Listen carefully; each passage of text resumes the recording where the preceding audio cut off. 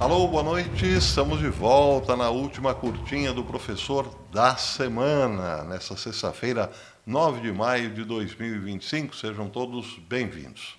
E temos muitas notícias. Hoje de manhã eu disse que o ministro do Interior dos Estados Unidos, Doug Burgum, alertou, fez um grave alerta ao país de que os Estados Unidos poderão sofrer apagões, porque o governo Biden foi negligente com a questão de energia.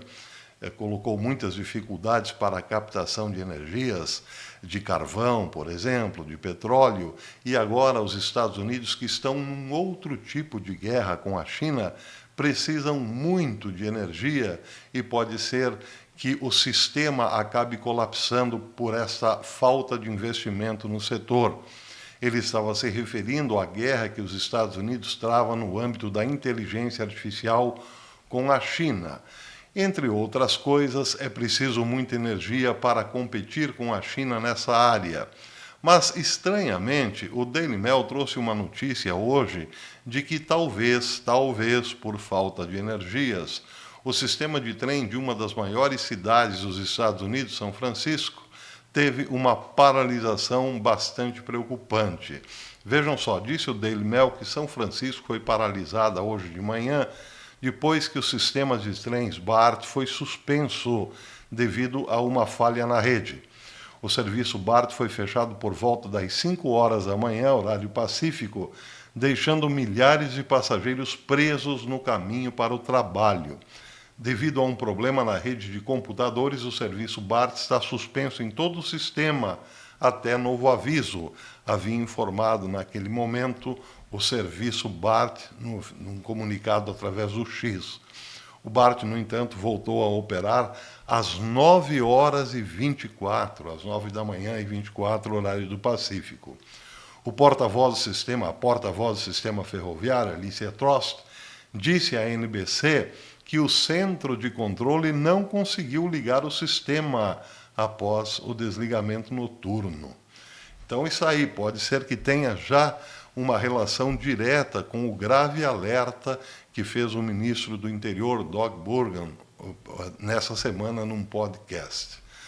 Evidentemente, muita gente comentou que o secretário do Interior não falaria isso à nação, não colocaria essa preocupação para os americanos se ela não fosse real e estivesse na iminência de acontecer. Então, isso aí, muita preocupação também, porque não foi ninguém contrário ao governo, não foi um opositor de Donald Trump a falar, foi um dos seus principais secretários. Muito bem, tem uma outra informação aqui dos Estados Unidos que talvez surpreenderá a muitos. O chefe, o diretor do ICE, que é o Departamento de Imigração e Alfândega dos Estados Unidos, Tom Homan, considerado por Trump o czar da fronteira, havia dito logo que assumiu o seu posto que pessoas que tentassem atrapalhar o andamento do seu departamento para a deportação de ilegais poderiam ser presos. Pois bem, vejam que interessante. Hoje foi preso um prefeito de uma cidade importante e que tem aspirações até para ser governador. Foi preso por quem? Pelo ICE. Essa é a notícia mais recente em relação ao ICE, dada agora pela Fox 5.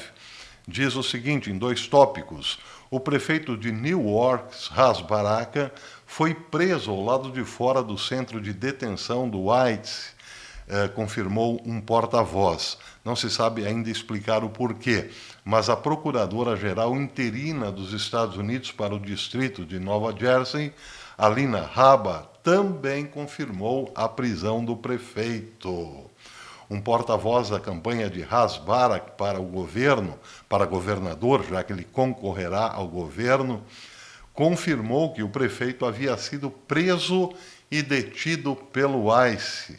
E a procuradora, então, a procuradora interina dos Estados Unidos para Nova Jersey, a Linda Habba, publicou no X que o prefeito cometeu, vejam só, invasão de propriedade e ignorou vários avisos das investigações de segurança interna para se retirar do centro de detenção do ICE, e que ele havia sido levado sob custódia.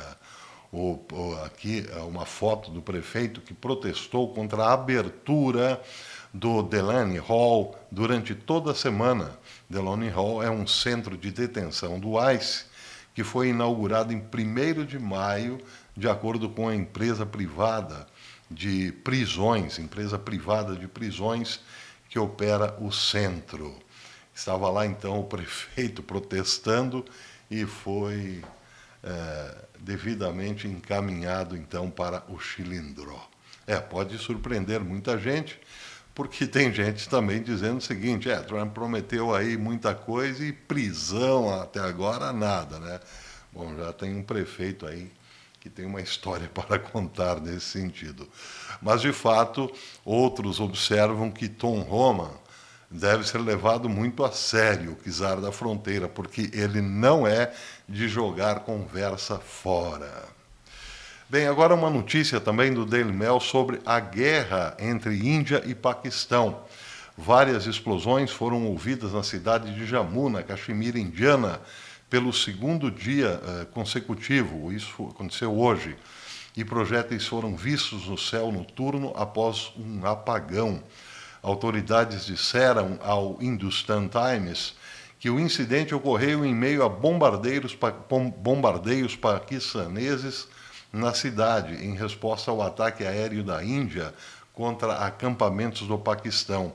O jornal informou que drones paquistaneses foram vistos na fronteira contestada.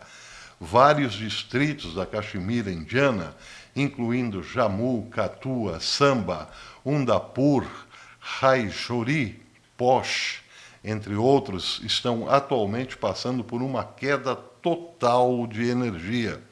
Durante a noite, soldados indianos e paquistaneses trocaram pesadas rajadas de granadas e tiros na fronteira da Caxemira, matando pelo menos 5 civis em um crescente impasse militar que eclodiu após o ataque aos turistas na parte da região disputada, controlada pela Índia na Caxemira. Então, isso aí, Haltana havia alertado ontem em seu blog, o radialista americano, que está muito difícil filtrar o que é verdadeiro e o que não é dessa guerra da Caxemira, mas aí temos que considerar que o Daily Mail, que tem uma ótima penetração na Índia, por ser inglês, pode trazer informações, pelo menos confiáveis nesse sentido. Quer dizer o seguinte: a guerra lá parece estar bem quente, e o medo, o temor é que ela escale, porque afinal são 2 países que detêm armas nucleares. Bem, agora uma pitada aqui de economia. Vejam só, o King World News publicou que os investidores chineses injetaram o equivalente a 7,4 bilhões de dólares em ETFs de ouro, focados em ouro, em abril, um ritmo recorde, diz a matéria, já que o comércio com os Estados Unidos começou a entrar em colapso devido à guerra comercial de Donald Trump e à economia doméstica do país, que continua a enfrentar um futuro incerto, ou seja, a China. O investimento foi equivalente a 70 toneladas métricas de ouro, mais do que o dobro do recorde anterior para investimentos de varejo chineses, isso de acordo com o World Gold Council. Embora tenhamos visto demanda por ETF em outras regiões, a China está na liderança agora, escreveu o estrategista sênior do World Gold Council, John Reed, em um comunicado.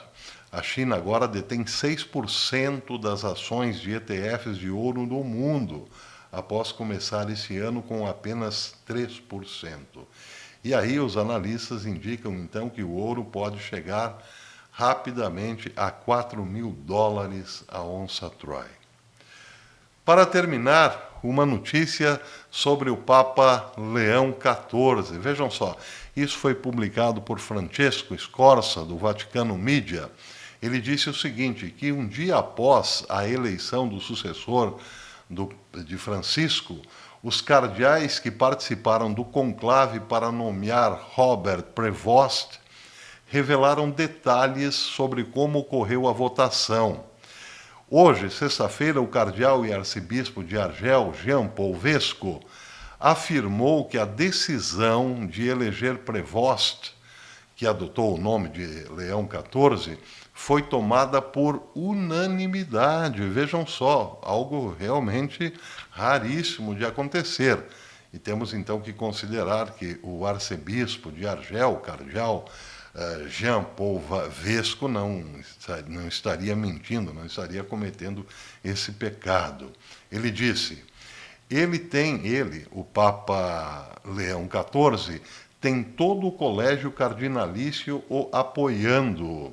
Isso ele disse em entrevista ao jornal francês Le Figaro, no qual elogiou o novo pontífice. Disse: temos um bom Papa, um Papa muito bom.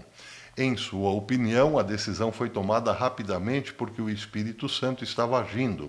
Ele disse: durante as congregações gerais houve uma expressão de diferença e então, muito rapidamente, chegou o momento da unidade. Diante dessa inesperada unanimidade, ele observou: vi os planetas se alinharem durante o conclave sem necessariamente trocarem palavras, os cardeais, sem necessariamente trocarmos palavras. Ou seja, ele viu a ação do Espírito Santo. Bem, seja como for, vamos tirar aqui as questões subjetivas, seja como for, se de fato Leão XIV, temos que acreditar, porque afinal é a palavra de um cardeal, foi eleito por unanimidade, isso quer dizer que os cardeais mais conservadores ou mais alinhados na ala conservadora da Igreja também apoiaram a escolha de Leão XIV. Algo realmente a ser considerado. Unanimidade, bem, é preciso agora ver o que os historiadores falam a esse respeito, se é uma raridade na história da Igreja ou não, mas eu penso que não seja muito comum. E até porque foi muito rápida a escolha de Leão XIV. Por enquanto é isso, mas amanhã, sábado, eu volto e espero vocês. Até lá, se Deus quiser.